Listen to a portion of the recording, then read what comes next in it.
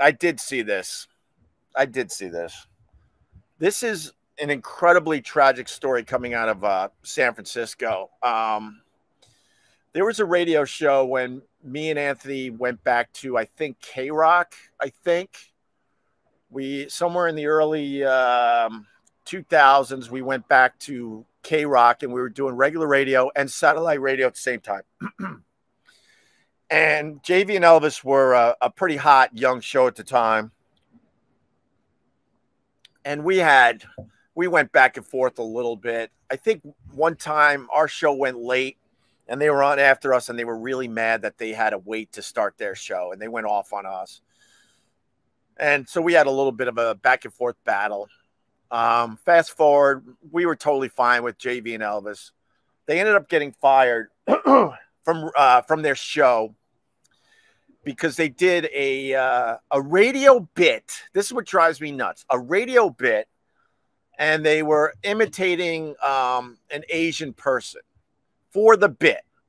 There was no hate in their hearts. They were just trying to entertain their audience. Whether you like that type of humor or not, it should be allowed, especially if you're not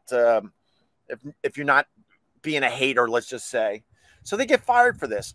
And the part about this story that is so interesting is that JV was married to an Asian woman, and he got fired for being hateful towards the Asian community because they were doing a bit to entertain their audience, just trying to be funny and entertaining. And this is what drives me nuts about the business I used to love. It just stinks. They don't stick up for any of their people.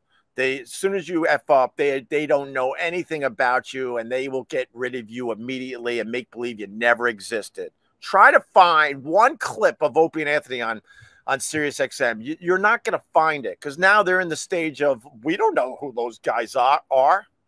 They act like we never existed. The business stinks. So they got fired for the Asian bit, even though JV was married to an Asian woman. We ended up defending them. I have defended just about every single DJ that has been fired. It's on record. Even the guys I didn't like, because I know it was complete and utter BS most of the time, that these guys were getting fired for just who gives a crap bits. Long story short, JV moved, I guess, to San Francisco. I lost touch with the guy. I had no issues with him in the end. And he was a staple, I guess, out there in San Francisco on the radio for, I think, a long time. I think that's what I'm reading. Married. He contacted Lyme disease that was giving him basically hell on earth. And he was pretty open about it. He talked about it. And he would talk about, like, what it was doing to his brain. So somewhere in late February, his wife filed a missing persons report, and basically said, we know he's not coming home. So whatever evidence she had, she knew it was not going to turn out all right, that JV was probably going to take his own life. And that was in February, around February 23rd. So yesterday or 2 days ago.